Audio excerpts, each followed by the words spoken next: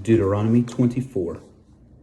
When a man takes a wife and marries her, and it happens that she finds no favor in his eyes, because he has found some uncleanness in her, and he writes her a certificate of divorce, puts it in her hand and sends her out of his house, when she has departed from his house and goes and becomes another man's wife, if the latter husband detests her and writes her a certificate of divorce, puts it in her hand and sends her out of his house, or if the latter husband dies who took her as his wife, then her former husband who divorced her must not take her back to be his wife after she has been defiled.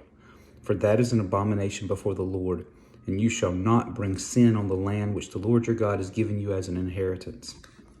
When a man has taken a new wife, he shall not go out to war or be charged with any business. He shall be free at home 1 year and bring happiness to his wife whom he has taken.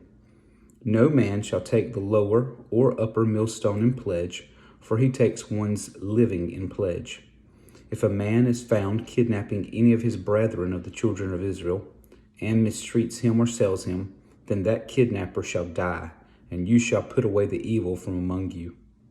Take heed in an outbreak of leprosy, that you carefully observe, and do according to all that the priests, the Levites, shall teach you, just as I commanded them, so you shall be careful to do.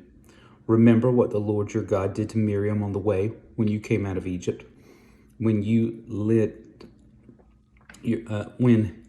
lend your brother anything, you shall not go into his house to get his pledge.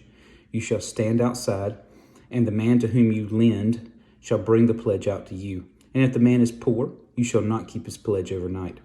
You shall in any case return the pledge to him again when the sun goes down, that he may sleep in his own garment and bless you, and it shall be righteousness to you before the Lord your God.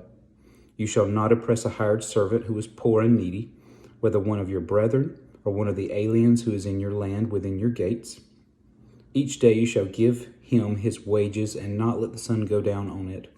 For he is poor and has set his heart on it, lest he cry out against you to the Lord and it be sin to you.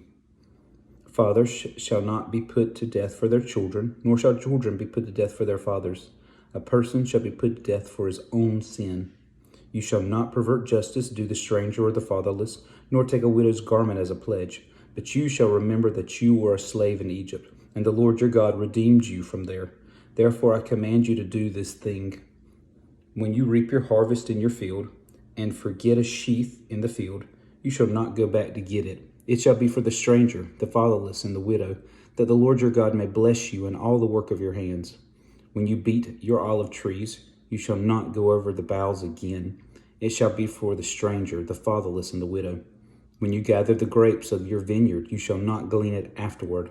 It shall be for the stranger, the fatherless, and the widow. And you shall remember that you were a slave in the land of Egypt.